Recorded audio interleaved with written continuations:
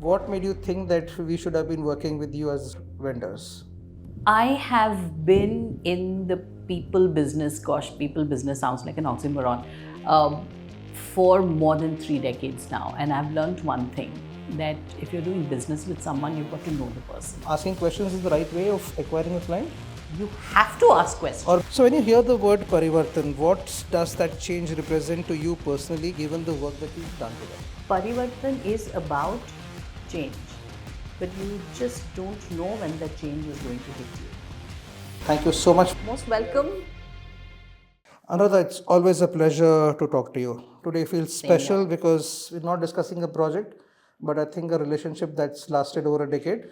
More than a decade, I think 13 years. 2012 was when I started my career as an entrepreneur, and Parivartan built my website then. So, yeah, Sure. it's been 13 years. What made you think that we should have been working with you as vendors? I have been in the people business, gosh, people business sounds like an oxymoron, for more than 3 decades now. And I've learned one thing, that if you're doing business with someone, you've got to know the person. Most of the decisions that I have taken as an entrepreneur has been based on the people that I have worked with, I have known, and most comfortable with at a communication level.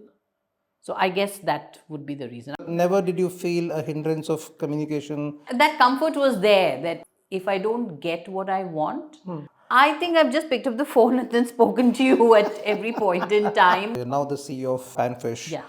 Across all these roles, what has stayed constant is the way we work together. Yes. I've never met a company like yours which would say, you know what, I think we're going to do websites or social media work only for this particular industry. Not being vertical specific, you're saying. Yeah, perhaps there are such organizations that I haven't met with, but I do believe that you need to cut across the various verticals. Yes. If you want to make your space. You're talking about a service which is here, which deals with the mindset, which deals with the emotion. And if the person doesn't understand the service, is not attempting to understand the service, then we have a problem. So the repeat business is, I think, largely because you've made an attempt to understand. I don't think it was quantum of work, it was about the quality. Yes. So if you look at the PANFISH website today, what do you think is the core problem we were able to solve for you? I don't think it was a problem as much as a direction that we started off with as an organization to where we are now. The website had the tone of our parent company. Amazing experience they have, fantastic presence in the market, but the fact of the matter is we cater to the Indian audience, which means my website has to be context driven, and context for us is India. Yes. So it was important and imperative for us to move the narrative from German to India. Okay. That is the first shift. Yes. Right? Which means that it had to be made by, or rather developed by, people in India. It's difficult. I wouldn't say impossible, but difficult for a person to sit in a different continent and get a sense of our context. Yes, India as a country is very complex. My client in Hyderabad is very different from my client in Bangalore, is very different from the one in Rohtak in Rajasthan. True.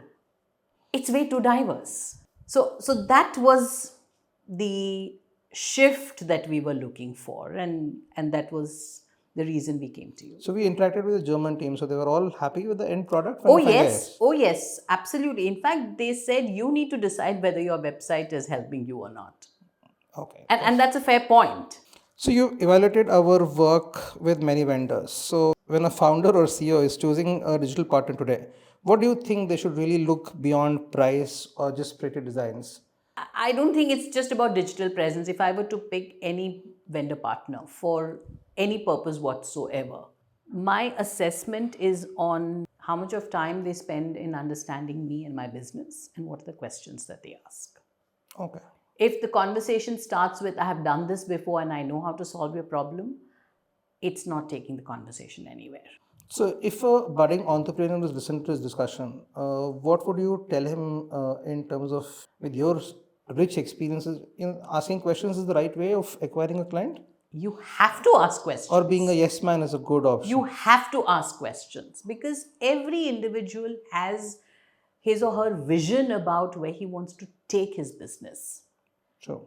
That vision has to translate into a narrative. That narrative could be language through a blog writer, it could be through a website, it could be through anything that Parivartan creates. But you have to understand what my vision is. Yes. Right? Now, there are two ways in which we can do it. One, I just give you all the details, or you keep asking me questions that will help you understand me better. What's the one common mistake leaders make when it comes to websites or social media, and what would you advise them to avoid it? I don't think building a website is like building an apartment or a house. You get a blueprint and you decide what sits where. It's much more than that. A website needs to have a certain individuality. Right. Right? One. Two, once it is done, it doesn't mean it's done. We all grow over the years. Yes. I think we need to keep re-looking at it. It doesn't mean that you've got to redo the website, but how can the website also display the maturity of the organization which is growing? If the website is as young as it was when it started, but the organization has grown, Evolution is important. has evolved, then yeah, then we have a problem.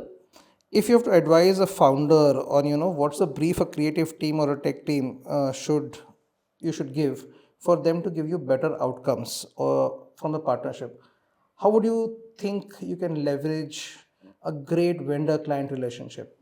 I think my brief to the creative artist would be, when you're having a conversation, stop solutioning at the same time. There are times when I'm having a conversation with a vendor partner and I realize that he or she is already coming up with a solution, which means that a lot of what I have said has not been heard.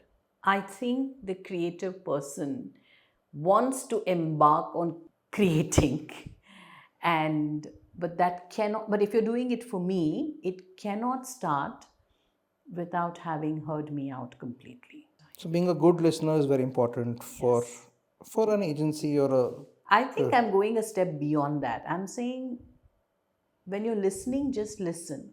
So is there a specific project moment in our journey that we've done together that it makes you feel that we've been a great partner choice for you? Anything that resonates in the last so many years? I think at the last minute I've brought in so many changes, multiple changes, and you guys have just said, yeah, okay, if that's what you need, that's what you need. I've not heard, oh my God, one more change, kind of a grumble. I think that's one big piece. So when you hear the word Parivartan, what does that change represent to you personally, given the work that we've done together? I think this happened a couple of months back when we were having a not so very good conversation. And I said, listen, if this doesn't work well, then we will have to say no. Yes.